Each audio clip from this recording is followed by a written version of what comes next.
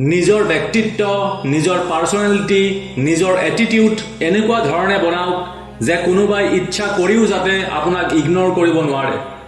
বাৰে বাৰে যাতে মানুহে আপোনাৰ আগত কথা পাতিবলৈ বিচাৰে।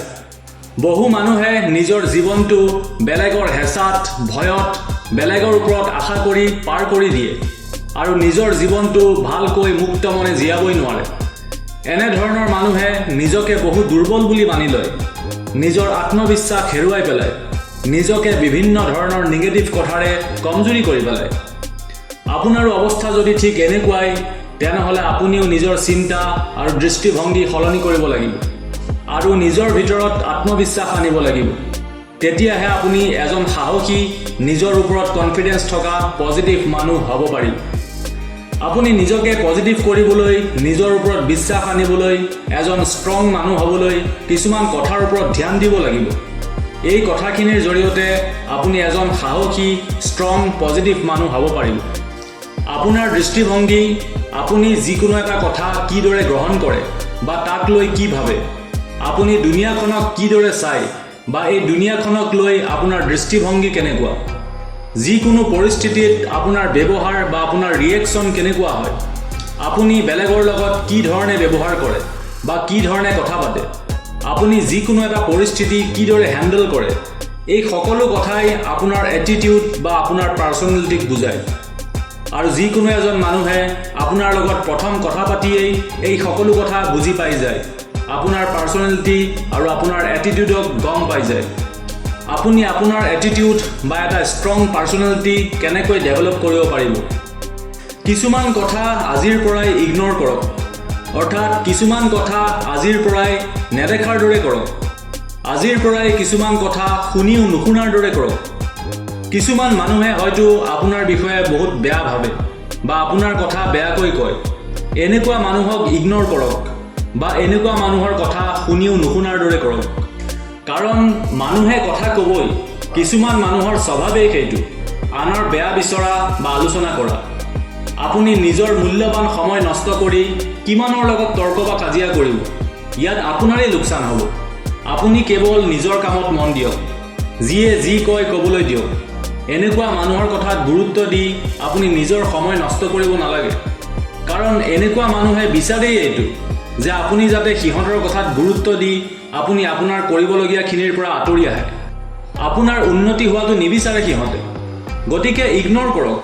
নিজকে এজন পজিটিভ মানুহ বনাবলৈ, নিজৰ আত্মবিশ্বাস বঢ়াবলৈ নিজকে ষ্ট্ৰং কৰক, যাতে এনেকুৱা সৰু সুৰা কথাই আপোনাক হিলাবই নোৱাৰে। সদায় নিজৰ মতে কাম কৰক, নিজৰ মতে জীয়াওক। বেলেগে কি কৰিছে নকৰিছে আপোনাক দৰকাৰ নাই। বেলেগে কিবা কৈছে নাই কোৱা আপুনি চাব নালাগে। মাত্ৰ নিজৰ কামত মন দিয়ক, মাত্ৰ নিজৰ মতে কাম কৰক। আপুনি বেলেগৰ কথাত ধ্যান দিয়াৰ দৰকাৰেই নাই।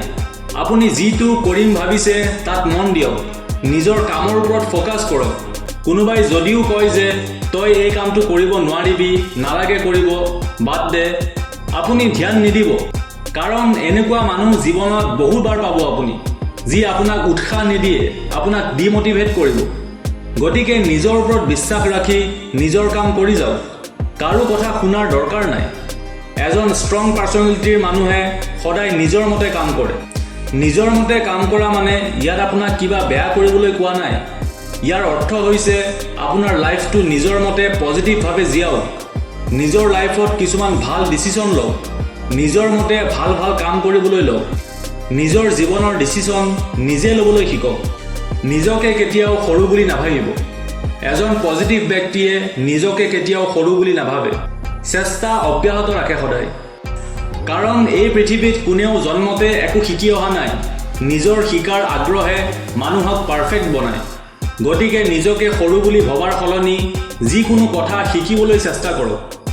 নিজৰ 1 মিনিট সময়ো অযথা নষ্ট নকৰিব। কাৰণ আমাৰ জীৱনটো বহুত সৰু, গতিকে সময় নষ্ট কৰি আৰু সৰু নকৰিব। প্ৰত্যেক দিনাই কিবা এটা শিকিবলৈ চেষ্টা কৰক। কাৰণ যি মানুহৰ জ্ঞান বেছি থাকে, যি মানুহৰ বিভিন্ন বিষয়ত নলেজ থাকে, বহু কথা জানে, তেনে মানুহৰ ৰেচপেক্ট বেছি হয়। এটা ষ্ট্ৰং এটিটিউড আৰু পাৰ্চনেলিটি থাকে। এনে মানুহৰ লগত মানুহে বাৰে বাৰে কথা পাতিব বিচাৰে।